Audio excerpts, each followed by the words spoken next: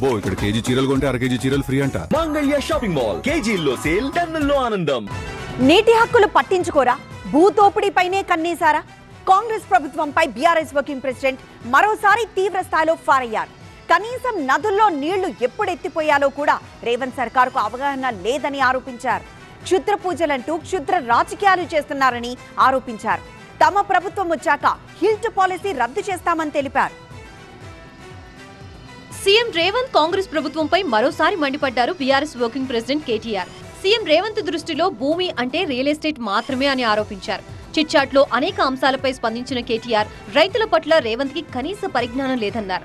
తాము ముళ్లకర్రతో పొడిస్తే కానీ పంపులు ఆన్ చేయలేదన్నారు. ఈ ప్రభుత్వానికి ఎప్పుడు నీళ్లు ఎత్తిపోయాలో కనీస అవగాహన లేదని విమర్శించారు. పాలమూరు జిల్లా బిడ్డ అని చెప్పుకునే రేవంత్ కనీసం అక్కడికి చెరువుల్లో నీళ్లు పంపడానికి కూడా ప్రయత్నించడం లేదని విమర్శించారు. జీఆర్ఎంబీ ఎజెండాల్లో 7 వివాదాస్పద అంశాలు పెట్టారన్నారు కేటీఆర్. హరీష్ రావు ప్రశ్నించినా దీనిపై ప్రభుత్వం స్పందించలేదన్నారు.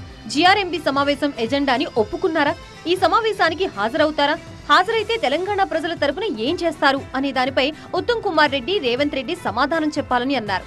తెలంగాణ ఉద్యమ స్థాయిలో ఈ జల ఉద్యమం వస్తుందని వ్యాఖ్యానించారు. తెలంగాణ నీటి హక్కులకి మించిన మరో ప్రాధాన్యత తమ పార్టీకి లేదని, నదీ జలాల విషయంలో కేంద్రమైన రాష్ట్రమైన నష్టం కలిగించేలా వ్యవహరిస్తే తిరుగుబాటు తప్పదన్నారు. కేంద్ర ప్రభుత్వాన్ని అడ్డుపెట్టుకుని తెలంగాణకి నీటి వాటాల్లో అన్యాయం చేస్తే తెలంగాణ ఉద్యమానికి మించి మరొక ఆందోళన వస్తుందని హెచ్చరించారు. తెలంగాణ ప్రయోజనాలకి నష్టం కలిగించే ఎజెండాని ఒప్పుకుని ఎలా మీటింగ్ కి హాజరవుతారని ప్రశ్నించారు. క్షుద్ర పూజలంటూ క్షుద్ర రాజకీయాలు చేస్తున్నారన్నారు. తమకి క్షుద్ర రాజకీయాలు తెలియదన్నారు. హరీష్ రావు గుడికి వెళ్లడం తప్ప అని ప్రశ్నించారు.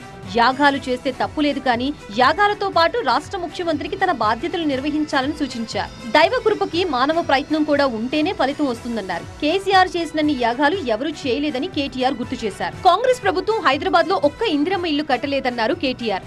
హిల్ట్ పాలసీ తీసుకొచ్చి 10,000 ఎకరాలు దానం చేస్తారా అని ప్రశ్నించారు. తమ ప్రభుత్వం వచ్చాక హిల్ట్ పాలసీ రద్దు చేస్తామన్నారు. హిల్ట్ పాలసీపై సెప్టెంబర్ నుంచి పోరాడతామన్నారు. ఫ్యూచర్ సిటీ పేరుతో భూదోపిడీ చేస్తున్నారని, రైతుల్ని బెదిరించి భూములు లాక్కుంటున్నారని విమర్శించారు. 1,20,00,000 ఎకరాలు నిషేధిత జాబితాలో చేర్చారన్నారు. మంత్రి పొంగులేటి శ్రీనివాసరెడ్డి 30% కమిషన్ మంత్రి అని ఆరోపించారు. భూముల్ని అమ్ముకునేందుకే హిల్ట్ పాలసీ తెచ్చారన్నారు.